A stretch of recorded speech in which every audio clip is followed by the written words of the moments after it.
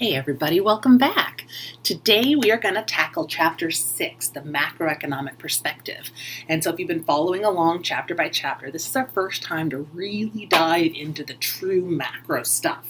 If you've already taken a micro course, this is going to be the new stuff, right? You might have felt like the last few chapters were a bit of a review.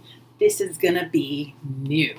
We're going to talk about GDP and economic growth and just sort of our first basic measure of how strong an economy is, which means we're going to have to talk about a lot of things. We're going to talk about real versus nominal variables. We're going to talk about different measures of the macroeconomy.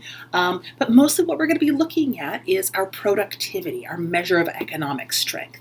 And that's where we're going to start, is with this idea of GDP, which is supposed to go up over time as our economy grows. We're going to talk about the definition of GDP, different comparable measures. We're going to talk about controlling for inflation. Later on, we'll do a whole chapter on inflation and different measures of inflation. But GDP does give us one solid measure of inflation that we're going to talk about. And we're going to start doing our first calculations. So grab your textbook and take a look at what we'll be doing, the graphs and the terms that you should expect to look at. And then I will see you in the slides in just a second. Okay? Sounds good. All right. So here we are looking at Chapter 6, the Macroeconomic Perspective. And so what we'll be looking at in this chapter is GDP.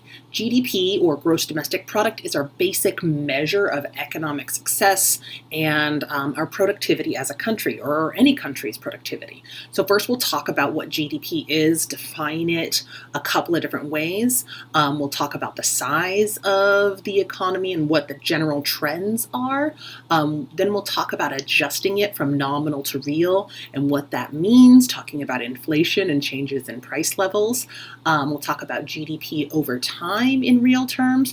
We'll talk about comparing different countries, and then we'll talk about how effective it is as a measure of well-being in society in general. And so there's lots of great uses for GDP, but it has some shortcomings, and we just want to be really clear about that and really transparent, just so we have a good sense of reality. So first, to get started, we want to think about, everybody, when they want to talk about GDP, they talk about the Great Depression, and your textbook does the same thing. This is a picture from the Great Depression. People lined up for relief checks. Great Depression was a time of very low GDP growth, very, very high unemployment. It was a huge American tragedy for our economy. But if you're like me, it doesn't resonate as well as our more recent economic crises, and unfortunately we've got two fairly great examples in recent history, and so we can talk about those too, and I'll put together a little bit of something for you to take a look at those also, because the Great Recession in 2008 and 2009 is another great example of economic crisis. GDP fell, unemployment was high, people lost lots of wealth and lots of income. And then we saw a really similar thing happen briefly in 2020 with the pandemic. The pandemic was different. It was what we call an exogenous treatment, right? So it's not that there was something wrong with the economy. It was that the pandemic shut the economy down.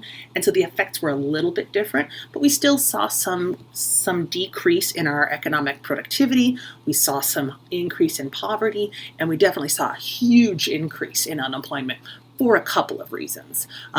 But any macroeconomist is going to want to talk to you about the Great Depression, and of course your textbook is no different. And it's not that it's not a great example, it's just a little bit old-fashioned, but there you go. That's the Great Depression. And basically what we're looking at in this chapter is ways to tell if the economy is okay or not. And we have a couple of those different ways to tell if the economy is okay or not, and GDP is a great one. So as we move into this discussion of our macro economy and looking at the larger economic system, we kind of want to start to build out what we're talking about. And this is different from microeconomics. In microeconomics, we'll talk about different things. We'll talk about the consumers, we'll talk about the producers, we'll talk about profits and utility. Here, we're kind of talking about one general space. We're talking about the national economy. It's going to have typically three main goals: economic growth, low unemployment, and low inflation. And those are all going to tend to behave the same way most of the time, but not all of the time. We're going to have a couple of different frameworks for explaining how the macroeconomy is doing, for explaining what happens when there's a shock to the economy, when something like the pandemic or the housing crisis happens. And then also something to use to explain how our different policy tools can adjust the economy. And then, of course, we need our policy tools. And we're going to have two main sets of policy tools that we'll talk about towards the end of the semester: monetary policy and fiscal policy. And so the idea is that with this economic framework, we can tell how the economy is doing. We can look at the effects of shocks. We can look at the effects of our policy tools, and we can use our policy tools to pursue our goals. And so these are the main elements of macroeconomy. And our goal this semester is going to be to learn about these things through understanding GDP, unemployment, and inflation, and then building a firm academic framework, a firm model of how the macroeconomy works, either by looking at aggregate demand and supply, or the Keynesian model, or the neoclassical model, and then seeing how our policy tools can be used to achieve those economic goals. Okay, so that's kind of where we're headed here. What we're going to look at in this chapter is how we measure the size of the economy. And gross domestic product has a very specific definition for a reason. Every word in this definition has a goal, or maybe not every word, but every word is included for a specific reason, because we are very precise about what is and is not included in GDP. And we're going to generally just call it GDP, gross domestic product. But what it is it is the value of the output of all final goods and services produced within a country within a given year. So that means that we are only looking at the value of final goods, not intermediate goods, so only things that end up with their final consumer. We're looking at goods and services that are being produced within a country within a year. So that means we're going to have to consider the difference between exports and imports. We're going to have to take into consideration what's produced and how that's different from what's actually bought or sold. And we're going to have to account for some differences in the value over time. And we'll talk about all of that in this chapter. And so an economy's GDP is going to tend to be either measured in terms of the total dollar value of what's purchased in the economy, or the total dollar value of what is produced. And ideally, those would sort of be the same. And we'll talk a little bit more about what that means and how we can measure those things. But first, we're going to look at some examples. So when we think about the idea of what's produced in a country, we want to break it down into four main parts based on who consumes those goods. And this is one of my favorite ways of remembering the components of GDP.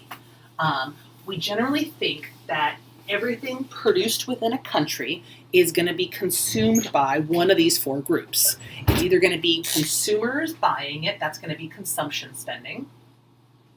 So that's you and I going out and buying electricity, buying shoes, buying plane tickets, buying a car, buying gas, buying health insurance. That's all consumption.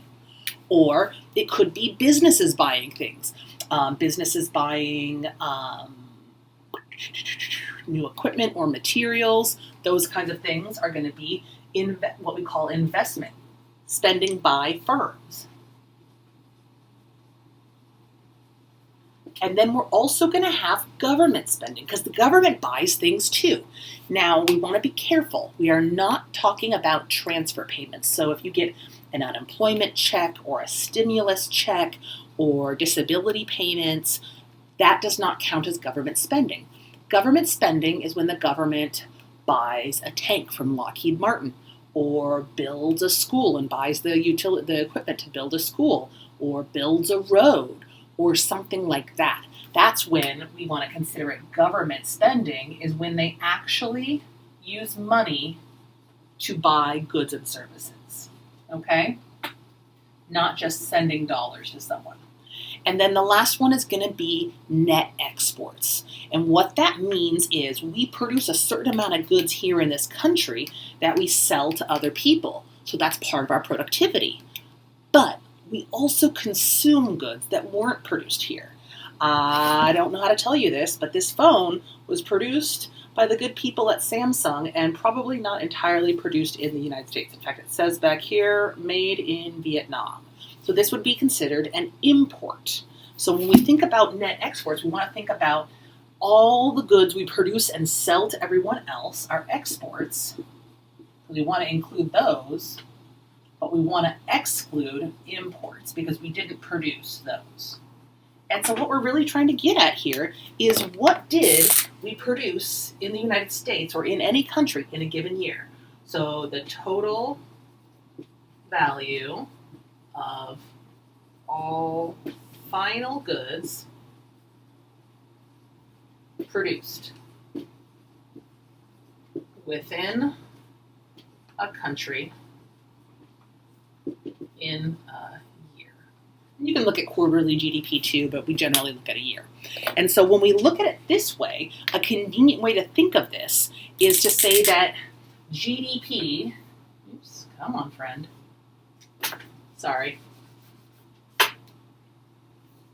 GDP is equal to consumption plus investment plus government spending plus net exports.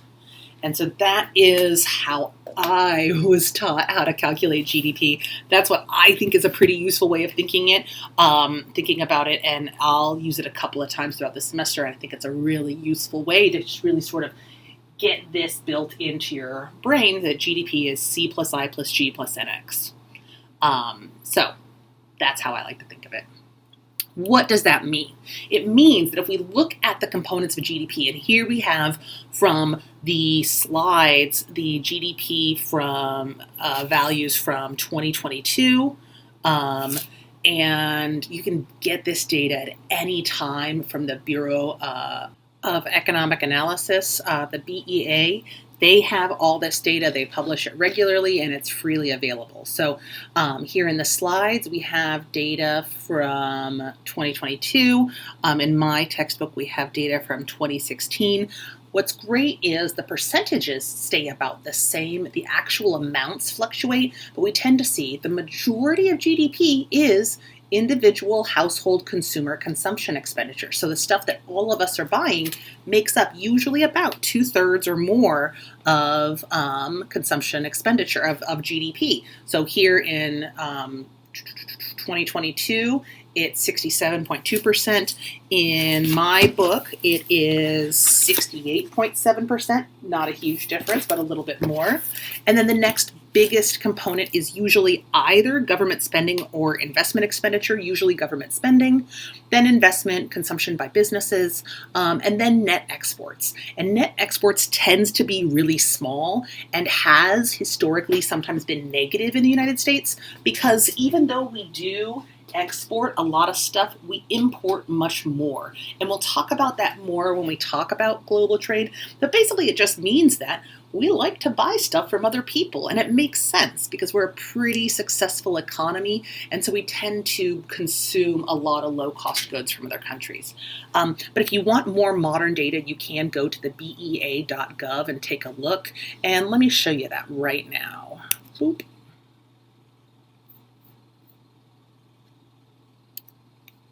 Here we go. So this is, well, first of all, here, if you go to the digital textbook, they'll have the 2022 data, and here you can get the actual dollars. So $14 trillion in consumption spending, which is 67.2%, $3.6 trillion in investment spending by firms, $3.4 trillion in spending by the government, and then exports. It looks like we exported $2.1 trillion to other countries and imported 2.7, giving us a net export of positive 3.1 in 2022. And you can take a look down here and look at that stuff more, or you can come over here to the BEA website, and here we've got the gross domestic product for the second quarter of 2023. And if we look at it a little more closely, we can see a bunch of great information. We see 2022 had negative growth from the previous quarter, but we've had positive growth in 2022. And if we just go back and click on the current release, they'll tell us a little bit more about what we've seen over time. So you can see the economy experiencing generally positive growth here. And then in the first quarter of 2020, we had negative growth, then extremely negative growth, then pretty high growth. And that's going to be the change from the preceding quarter. And so what happened in January, February, March of 2020? Pandemic, shutdown. You can see that here in GDP. And then in the next 3 months, right? April, May, June, things were really, really bad. And then July, August, September, the next 3 months, we actually saw the economy change a lot from the previous period. And since then, we've had small changes over time, a little bit down in early 2022, but mostly positive growth. And if you wanted to look at this more, there's a lot more data available here. And that's just at bea.gov. Okay, so, oops, back to where we were. So, this is the real data on 2022 US GDP consumption. And when we say demand side, what we're talking about is the productivity, right? What are consumers buying? What are firms buying? What is the government buying? And what are consumers from other countries buying of our productivity? We can also look at it here in this graph. We have two different things broken down. We have the C, I, and G, the consumption, the investment spending by firms, and the government spending. And we can see how much that has been a percentage of GDP over time. And you can see consumption is consistently about 60%, though rising from the 60s to the early 2000s. And government spending also pretty consistent, although there's a little bit of a dip in the early 2000s. Investment spending fluctuates a little more, but not a ton, although there's a big dip in investment spending that looks like the Great Recession, right, in 2008. And then over here in imports and exports, we can see growth in both over time. Although imports tend to grow higher than exports, we see a dip in both for the Great Recession, and that gives us a sense of what's going on in the economy. We do see that these proportions tend to hold a little bit steady, and even though exports have gone up, imports have gone up along with them. And so we haven't seen a huge change here. They were about balanced in the 70s, but we've had a pretty big sized trade gap and a trade deficit for the last 20 years, and that's only changed in the last couple of years. So as you look at these, you can see a couple of these trends emerge. Exports are added to total demand, imports are subtracted. If we have a trade deficit, that means we import more than we export. If we have a trade surplus, like we did in the 60s, then that means we export more than we import. And neither one is explicitly good or bad. It kind of just depends what it's actually telling us, right? There's more of a story than just these numbers, but these numbers give us a sense of what's going on in the economy. So when we talk about exports versus imports, when we talk about the trade balance, that's what we're talking about. Trade balance and net exports are basically the same thing. It's the difference between exports and imports. If you have a trade surplus, that means you are selling more to other countries than you're buying from other countries. And so you're going to see that your exports are greater than your imports. If you have a trade deficit, then what you're going to see is you actually import more than you export. And so that just means you're buying more from other countries relative to what they're buying from you.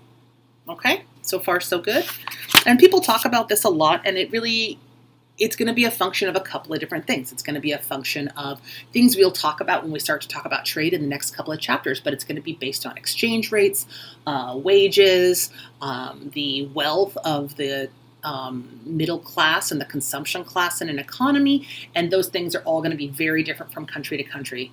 So it could mean a trade surplus or a trade deficit. It could mean different things in different countries. So now we get to where I kind of already took you.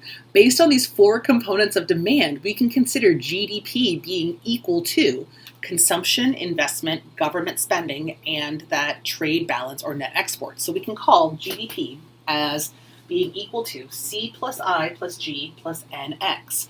And that's a really easy identity to help us understand the economy and help remember what we're thinking about when we're talking about GDP. So that's the big picture of GDP. So far, so good, hopefully. Now we want to dive in a little bit more and talk more about what GDP is measuring by what's produced. Because the production can be divided by who consumes it, but it can also be divided into different parts of what is produced.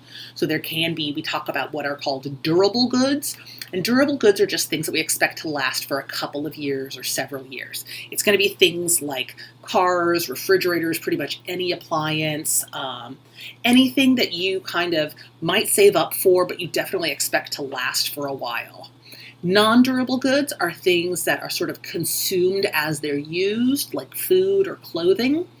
And so we're going to see non-durable goods and durable goods both be consumed by consumers, but sort of treated differently when the economy is good or bad and that kind of thing. So for example, when we have an economic crisis, sometimes people still have to buy their non-durable goods, but they're going to be less likely to make an expenditure on a durable good.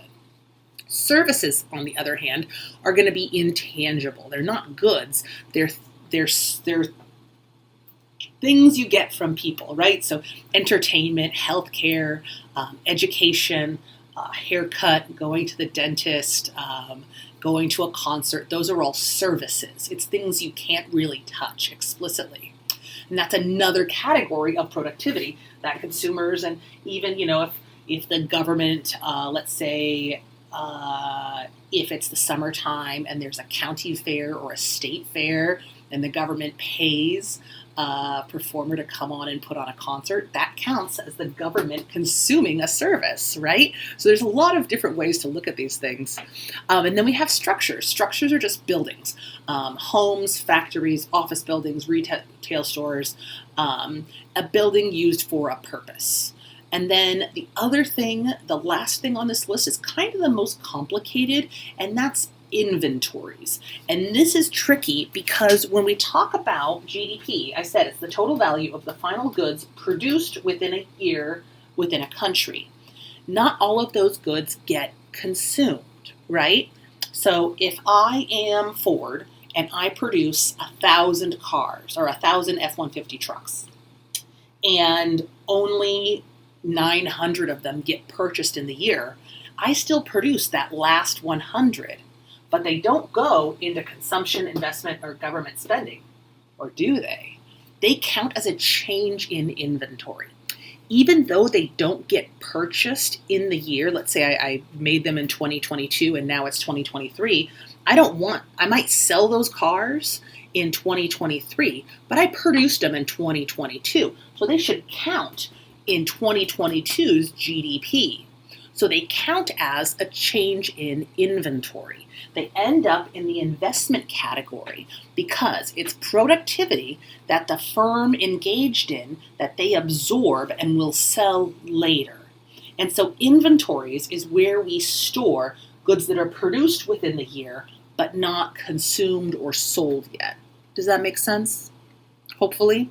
The idea is that we're not measuring sales, we're measuring productivity. We're measuring what everyone did. So think about GDP as being the entire country sitting down at the end of the year and saying, hey, everybody, what did you do this year? And some stuff we do didn't go anywhere, but we still did it, right? I still wrote up the notes for the class I didn't teach. I still got halfway through the scarf I was going to make for a Christmas present. So we count that productivity, even though it might not have been sold, we put it in inventories. And then in 2000, so if I am Ford, I built those cars in 2022, I don't sell them till 2023, it's going to be a positive in the inventories in 2022. And then when I sell them, it'll be a negative in the inventory in 2023 because I'm selling something I didn't produce that year. Does that kind of make sense? So it's going to be a decrease in my inventory. So every market transaction has to have both a buyer and a seller. So GDP must be the same whether it's measured by what's demanded or what's produced. And so we have a lot of accounting tricks that tries to make it work so that we can combine the demand side with the production side, durable goods, non-durable goods, services, structures, and inventories, and compare that with consumption, investment, government spending, and net exports. And when we look at the breakdown of these things, we see the majority of our economy is actually services. And when you think about it, it kind of starts to make sense. Think about the people you know who work. Where do they do? Where do they work? If they are a teacher of any kind, that's a service. If they work in retail, that's a service. They're not making the thing, they're selling the thing. So a lot of our productivity comes from services. We see it in a lot of offices and that kind of thing. We see a lot of consumption of durable goods over time. A lot of big purchases make up durable goods, then non-durable goods, things that we buy every day, and then finally structures and inventories. The change in inventories is pretty small over time. It's basically a nominal component of GDP. The change in inventories is usually less than 1% of GDP. And this is also data that you can look up online if you want to. So we can also look at it broken down this way over time, comparing the 1950s to the 2020s. We can see that services have grown dramatically as a part of our economy. And that's part of the way our economy has grown. It's gone up from 45% to 60% since the 50s. But that's because we've become less of a manufacturing economy. Instead, we do a lot more services. We have a lot more white collar instead of blue collar jobs. And so services has become an increasingly important part of our productivity. We've decreased our production of non-durable goods and our production of durable goods to a certain extent. They've declined from about 40% in the 1950s to about 30% in 2016. And then on the other hand, if we look at structures, we've seen they've hovered at about 10% of GDP, and inventories are not shown because they tend to be less than 1%. So over time, we've seen a growth in services. We've seen a little bit of a drop in durable goods and a drop in non-durable goods and a little bit of fluctuation in structures.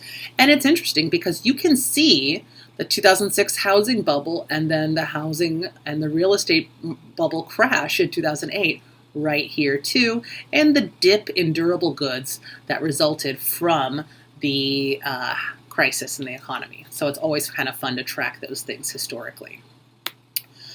So, how do we solve the problem of double counting? This is the idea that we want to make sure that we have a very accurate measure of our productivity. That's why we say final goods and services produced within a country. We don't want to count things that are in the process of being produced. We want to count direct consumption, investment, government spending, and trade purposes, which means we want to get things at the end of the stage of production. So if you run I'm going to use my favorite example. Let's say you run a food truck, and as part of your food truck, you buy a truck, you buy some materials, and you buy them to use them to make something else. If it's used by a business at an intermediate stage of production, so if I buy bread from you, that's not a final good. That's an intermediate good because the bread will eventually become a sandwich that I sell to the final consumer, the final user. So the intermediate goods are not counted in GDP because otherwise it would be really easy to boost your GDP. You'd be like, oh, well, I produced a staple and then I sold it to someone who bought some paper as well, and then they stapled the papers together and sold it to someone who as a blank book, and then someone filled the book in and then sold it as a final book. And now I've counted it 4 different ways when really the final good was just the final book. So that's one way that we try to prevent double counting input more than once as it moves through production, is we only count final goods, not intermediate goods. So that's why we include that phrase that GDP is the dollar value of all final goods and services produced within a country in a year. I just realized I left that out. There we go. Oops. Sorry, y'all. Not my best work, I guess. So, most often we'll use GDP to measure economic growth and productivity. It is the most common way, but there's lots of other really similar ways of measuring the size of the economy. GDP is the total productivity or the total purchases, but we can also think of other measures like gross national product. Gross national product, or GNP, includes what's produced domestically and produced by domestic labor and businesses abroad. And so that's a fine difference, but what we're talking about there is if you move to another country and do business there, it wouldn't be counted in GDP, but it would be counted in GNP. So there's a little subtle difference there. Net national product is GNP minus depreciation, so you take into consideration the age and the loss in value of things over time. So capital, for example, is going to tend to lose value over time. So if I buy a business and I buy a factory, it's going to be worth less in 30 years than it was the first year. GNP can also be divided into national income, where it's just all the income earned by individuals and businesses in the form of wages, profits, rent, and profit income. And then there's also gross national income, which is the total value of all goods and services produced by the people from a country, whether they're in the country or not. And so really, there's really fine differences between these. And we tend to see GDP be the most common and the most popular, but it's worth mentioning these others. And if you go and look in your textbook, they have some interesting, a little exercise where you can go through and kind of see the differences between GNP, NNP, and GNI. So if you want to take a look at that, it's pretty fun. So how are we doing? A little bit of a lot of alphabet soup, a lot of new terminology. We're going to talk about one more new set of terminology, and then we'll start to kind of wrap things up. And that is, we want to talk about the difference between real and nominal. So when we talk about GDP, we're talking about dollar values or the currency of the country, or maybe we're talking about monetary value. The problem is prices change, and sometimes the change in price is not an indication of a change in value.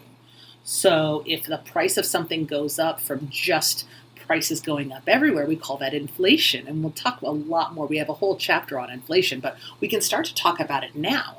The difference between the real value of something and the inflated value of something is the difference between nominal and real. And so a nominal value is just the economic statistic announced for the time, not adjusted for inflation. So I find this is easiest to think about when you think about interest rates. So if you've ever gotten a bank statement or a credit card or a student loan statement and they give you an interest rate, that's a nominal interest rate. It's just what's reported. If you wanted to find the real interest rate, you would have to subtract out and adjust for inflation. So the real value sort of requires that extra step of removing inflation from the measure. We're generally, as economists, only going to be concerned with real values because we can look at inflation on its own, and so we don't want inflation injected into everything else because it's going to distort everything else, right? And that's good because really when we think about real values, we're going to be thinking about true purchasing power and that kind of thing, and that's a lot more meaningful in our daily life. And so one of the ways that we can measure inflation is with what's called the GDP deflator. And the GDP deflator looks at the difference in the purchasing power of GDP over time. So here we have nominal GDP, so just the reported value with all the inflation still baked in. Basically, just the calculation of the value of all the final goods and services produced within a country within a year. And you can see it's risen dramatically, exponentially. You see a dip here in the housing crisis, you see a dip here with the pandemic, but we've still seen massive growth in nominal GDP. But the problem is, some of that growth is just plain inflation. The value of each dollar went down. And if you're still struggling with inflation, the basic argument here is the idea of if you've ever had an older person tell you, oh, in my day, it used to cost 25 cents to go to the movies, and now it costs $20. That's basically inflation. Movies didn't get more expensive to make or project. My favorite thing is that, it takes me about $40 to fill up my gas tank, and it used to be $20 would buy a tank of gas and a sandwich. If you can find a tank of gas and a sandwich for $20, you are in the 80s, my friend. So inflation is just increases in the price level. So if we take inflation out, we can get a more accurate measure of the true productivity and the true value of our productivity. And one of the ways we can do that is with the GDP deflator. And the GDP deflator is an index, a price index measuring the average prices of all goods and services produced within the economy within a year. Much like GDP deflator has risen exponentially since the 60s. And real quick, I want to duck aside and show you what I mean, because we're going to talk about indices a lot. Let's make sure we know what an index is. An index is a value created by dividing the current value by the base year. And so what we're really getting with an index is percent change, but it's really easy to understand because when we look at an index, we're going to start with a base of 100.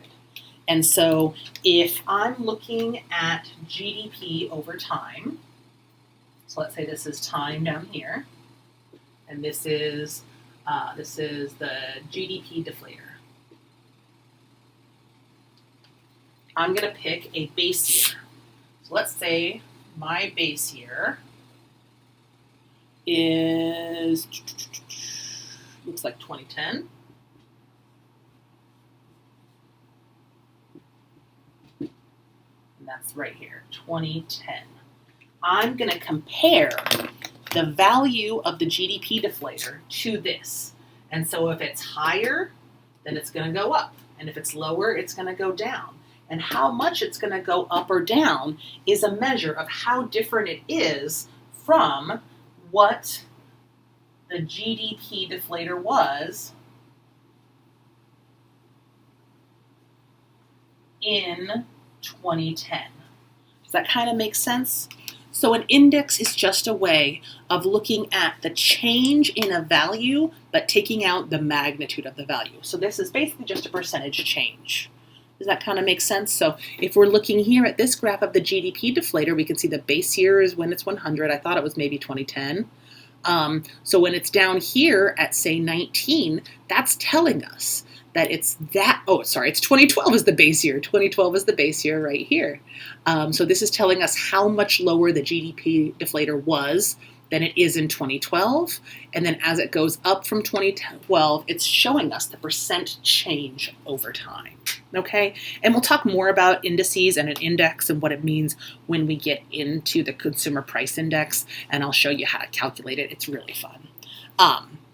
So if we look at the GDP deflator, we can talk about how to calculate inflation too. And the basic idea here is that real GDP is going to be equal to whatever our nominal GDP is divided by the price index divided by 100. So the price index could be the GDP deflator. It could be the consumer price index. There are lots of different price indices. The two we'll talk about in this class are GDP deflator and price index, and they're very similar, but there's other ways to measure a price index. The price index is traditionally published after being multiplied by 100, so we divide by 100 when we do the math. And when it's calculated, we usually divide it by a base year period to try and calculate this. So let's look at an example. Here we have 3 different years. We have 1960, 2005, and 2010. And then here we have nominal GDP in billions of dollars. So $543 billion, $13 trillion, and then $14,958 billion. The GDP deflator, in this case, we can tell exactly when the base year is. The base year is when it's at 100. So we can see the inflation is less in 1960 and more, 10% higher in 2010. So if we know what the GDP, the nominal GDP and the GDP deflator are in 1960, we can use it to calculate real GDP. And what we're doing is correcting for inflation. So if we go ahead and do what they say, right, we have nominal GDP of $543 billion divided by the GDP deflator divided by 100, we get real GDP of $2,859,000,000. Does that make sense? It should, because inflation was a lot lower in 1960. In 1960, a dollar had a lot more purchasing power because inflation was less. So that $543 billion would be worth more in 2005 dollars. And so when we calculate 1960's real GDP in 2005 dollars, that's what we're really doing. We're taking the 543 billion and turning it into 2005 dollars. So it's kind of like saying, okay, now our base year is going to be 2005, right? So if that's 100, then over here at 19 is going to be 1960. And so if we want to adjust for inflation, we need to consider that deflation of going all the way down to 19. On the other hand, when we go up to 2010, let's get another color. In 2010, which is not that far off from 2005, we are going to expect the GDP deflator to be higher, but not that much higher because it hasn't been that long. It's only 110. So that's not a ton of new inflation. That's about 10% inflation over those last 5 years. And so what we see is when we adjust the nominal GDP for 2010 into 2005 dollars, we make it smaller because we pull some inflation out to put it back into our base year terms. Does that make sense? All right, you ready for a trick question? What will real GDP be in 2005? Let's calculate it. I promise it's going to be the easiest calculation we do all semester. So, let's do it this way. We want to take nominal GDP, which is 13 trillion 95 billion 4, and then we want to divide it by the GDP deflator divided by 100. What's the GDP deflator? Are you seeing it? 100 divided by 100. 100 divided by 100 is 1, so we've got 13095.4 divided by 1.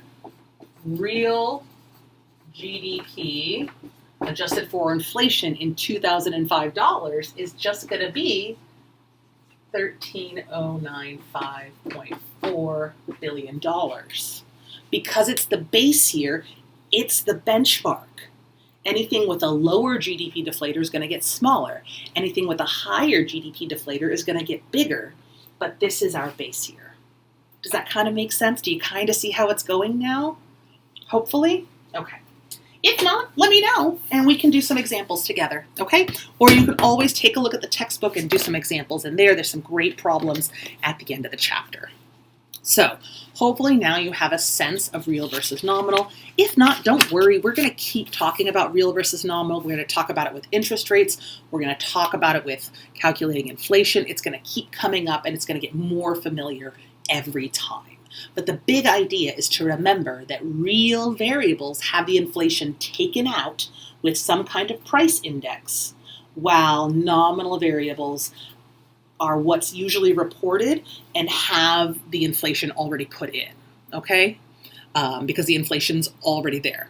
So yeah, and if you do, like I said, if you want some help or you want some more practice, in the textbook there's a whole set of examples that you can look at on how to calculate it, and some great practice and some great explanations. And if you'd like, just let me know, and I'm happy to make a video and talk about it some more. So, how do real GDP and nominal GDP compare over time? Well, we can look at them graphically. I always like a nice graph because it really helps us understand. I don't know why they think the graph's lines are black, but it's clearly blue is real GDP and purple is nominal GDP. And so the difference between the two is going to be that price index, that GDP deflator. Where's the base year? The base year is where they're equal, because in the base year, right, real GDP is the same as nominal GDP. So the base year is 2012 because that's when real GDP and nominal GDP are the same. Before 2012, the nominal values are lower because inflation was lower than it was in 2012. After that, inflation rose and we see nominal GDP be higher. Does that make sense? And again, you see a little dip here. When there's an economic crisis, we expect GDP to decline and inflation to decline. And we'll talk about that more as we get through this. So that's a really great way to sort of see the differences. The other interesting thing we like to do with GDP is calculate the growth rate. And what we're looking at when we calculate the growth rate is what is the change in real GDP over time. Because it's not just enough for it to go up, we want it to go up by a nice amount. We tend to hope the economy grows by 2 to 3 to maybe 4 or 5% every year. What we can do is we can use real GDP to calculate the growth rate over any period of time. And what you do is you just use the formula for a change in values. And to get the formula for a change in values, what you want to do is take your new value minus your old value and then divide it by your old value times 100. And that'll give you your percent change in your variable. So in this example, so we're looking at the growth rate from 1960 to 2010. So we're going to use the real GDP in 1960 and compare it to the real GDP in 2010. So it's going to be that 2010 real GDP minus the 1960 real GDP divided by the 1960 real GDP and then multiplied by 100. And what we get then is a growth rate of 376% over those 70 years. So the real productivity of goods and services has increased by nearly a factor of 4 since 1960. That's impressive. That's how much our economy has grown in the last 70 years. So that's pretty exciting. So cool, right? And we'll see that a lot, especially from year to year. That's a great way of measuring how our economy is doing, and whether it's, even if we're having positive change, is it slowing down, is it speeding up, and what we might be worried about in the future. So the next section we want to look at is how we track GDP over time. We generally are going to see GDP growth rates analyzed or reported at an annualized rate. We want to look at GDP growth. We can look at it from quarter to quarter, but what we're really going to do is want to look at the growth rate over a full year. And what we're going to be looking for is signs of slowdown and signs of a big issue. And there's two big things that we want to watch out for in an economy: recession and depression. And there can be technical definitions of these. We're going to sort of just think of them more generally. A recession is a significant decline in national output or GDP, and a depression is an especially lengthy and deep decline in output. And so some people argue over what is actually a recession, what is actually a depression. There are some who believe that the Great Recession should have been called a depression, but it didn't last as long as the Great Depression. And we'll talk so much more about that as we start to talk about how the economy can be solved and what countries have done to try and, or what we did as a country to try and bring us out of the Great Recession, and what we saw happen in the global pandemic too. But generally, it is considered that the Great Depression was the worst in that it lasted so very long. And so we can look at U.S. GDP from 1930 to 2020, and you can see how real GDP in 2020, adjusted for inflation into 2012 dollars, was about $18 trillion. And so what we see is a huge, massive amount of economic growth over that time. We see the Great Recession here, and we see us coming out of the Great Depression here. I'm going to go ahead and dip out and show you something else real quick.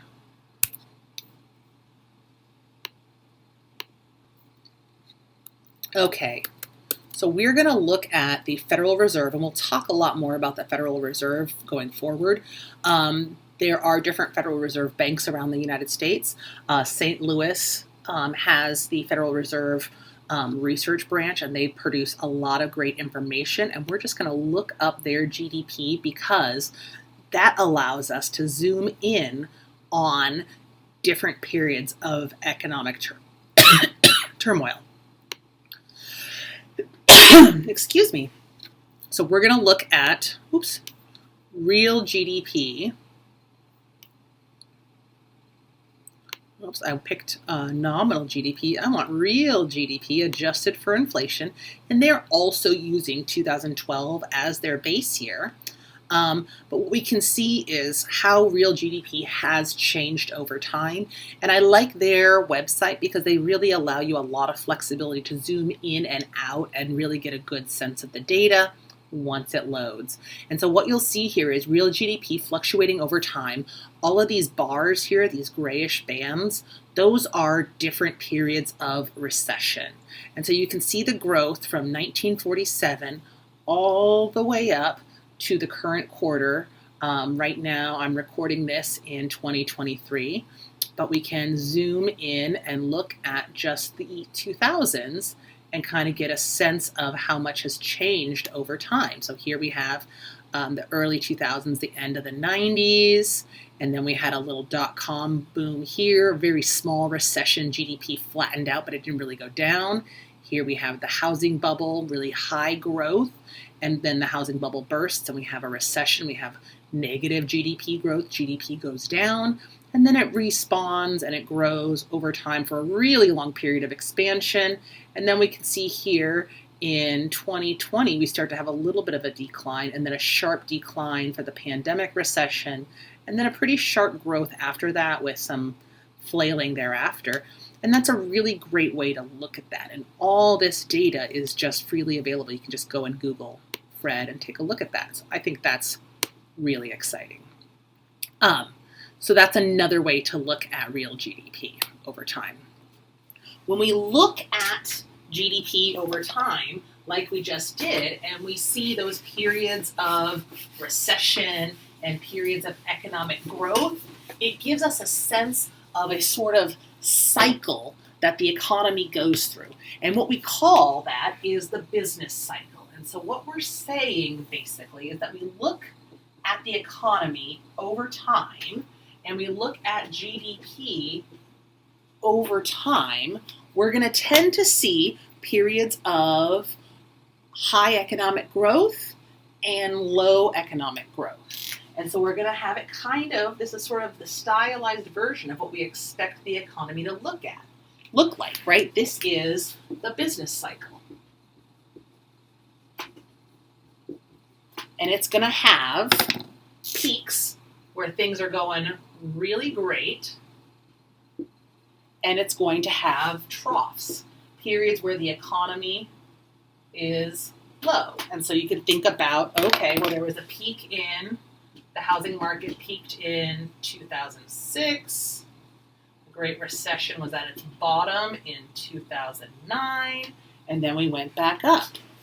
And so the recession goes through that period of that trough until we swing back up. And this is generally what we think the business cycle should look like and tends to look like. We're going to have little periods of ups and downs, but overall the growth trend is positive. So even though we have something bad happen, we still keep having GDP grow over time. And that's what we mean when we talk about the business cycle, is that there's short-term movement in and out of recession, small recessions like the dot-com bust and those kinds of things that tend to happen, okay? We also want to compare GDP between countries. To do that, though, we need to have a common denominator. We need to be able to compare apples to apples or dollars to dollars. And so what we use for that is an exchange rate. And an exchange rate is just the price of one currency in terms of another. So how many pesos, euros, yen can I buy? Renminbi I can buy with $1, right? And that's what an exchange rate is. It's just how much of another currency I can buy with my currency. And so we can compare euros, pounds, dollars, reals, won, yen, pesos, I think I said that already, to the US dollar and find our exchange rate. And there's a great table in the book that goes through and compares them. You can also always look it up online. Exchange rates are changing at increasingly high rates because of globalization. We see a lot of fluctuation in these values. If we want to compare Brazil's GDP to the US GDP, we need to keep track of the exchange rate because Brazil's GDP was 7.4 trillion reals, but the US GDP was $20.9 trillion. Do those mean the same thing or are they different? To figure that out, we need to keep in mind the exchange rate. So if in the same period the exchange rate was that it would take $2.36 reals to buy $1 US, then that tells us that the US's GDP might actually be bigger relative to Brazil's GDP. So to compare the US to Brazil equally, we want to put Brazil's GDP in terms of US dollars. So what we would do then is we want to take the GDP of Brazil in their currency and then divide it by the exchange rate. Reals by dollars. And that would give us how much Brazil's GDP is in US dollars. And when we make that adjustment of turning the 2.362 real into $1, we get a GDP of about $3.1 trillion in Brazil compared to the $20.9 trillion in the US. And so you can see how important it is to take that into consideration and really focus on, we have a lot to keep track of, right? We have inflation, we have price indices and the GDP deflator. Now we have to talk about exchange rates, but it's really, really important to convert GDP into a common currency in order to make sure we're accurately comparing two countries' productivities, okay? The other way we can adjust GDP that's really common is to adjust it for population. The US has a lot of people and it has a high GDP. There are countries like France has a smaller population, China has a larger population. So how do we compare the productivity of those different countries when they have so many different populations? We look at GDP per capita, which is just GDP per person. And this is probably one of, I think I said earlier that the percent change or the growth rate calculation was the easiest. I lied. This is the easiest. This one is the easiest because you just divide GDP by population. So, for example, if I have a GDP in my country of Oceania of $500 per year, and I have a population of 10, then my GDP per capita is just $50 a person. Per capita, which just means per head or per person. Cool? That's pretty straightforward, right? And you hear that reported a lot too, because we know that how many people there are in a country helps us understand how productive a country can be. The more people you have, the more workers you have, the more innovation and science and creativity you're going to have, and that's going to help you boost your productivity. All right, last thing. How well does GDP measure the well-being of a society? Well, it depends. We generally think it does a good job. The wealthier and more productive a country is, the more able its members are going to be able to buy the goods and services they need. If a country is wealthy, successful, and productive, then its people are going to have generally food, housing, healthcare, and education. But there's a lot that GDP does not measure. It doesn't include leisure time. It doesn't include measures of environmental cleanliness, clean air, clean water, those kinds of protections. It doesn't measure health and well-being. It doesn't measure education. And it doesn't measure production that's not exchanged on the market. So one thing it will never measure is the things you do that aren't market productivity. So if you donate your time at a local charity, if you do housework, none of that is included in your productivity. So think about it this way. If you hire someone to clean your house every day for a year, that's a service that goes into GDP. If instead you clean your own dang house every day for a year, that doesn't count as productivity. That's just you being nice to yourself. So that's one of the problems is there's a lot of productivity that's not market. And so if it's not in the market, if it's not compensated or produced, then it doesn't get counted. The other thing GDP doesn't measure is the level of inequality. You could have a very, very high GDP, but have most of the money for some people and a lot of people with no money, and that might not be good for the standard of living. And GDP doesn't include technology and diversity of products. And so there's actually a lot that GDP doesn't measure. That being said, we still think it's a pretty good measure. The last thing the textbook says is GDP is rough but useful, and I think that's a nice way of putting it, because even though it's not perfect, it's a very good measure of our productivity and of what we're capable of. Okay, that's it. It was kind of a lot, right? That chapter had a lot of information in it, so I kind of broke it all down. This is like the one-page summary, right? So what did we learn today? GDP, it's the total value of all final goods and services produced within a country in a year. We can measure it as consumption, investment spending, government spending, and net exports. Exports minus imports, that's our GDP. We can also measure it as being durable goods, non-durable goods, services, structures, and inventory. We want to differentiate between real GDP, which is adjusted for inflation, and nominal GDP, which is not.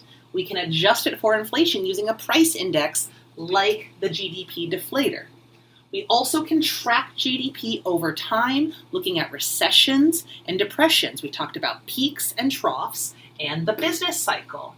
We also use growth rates to measure GDP change over time, and we can adjust it with exchange rates and by population getting per capita GDP in order to compare GDP between countries.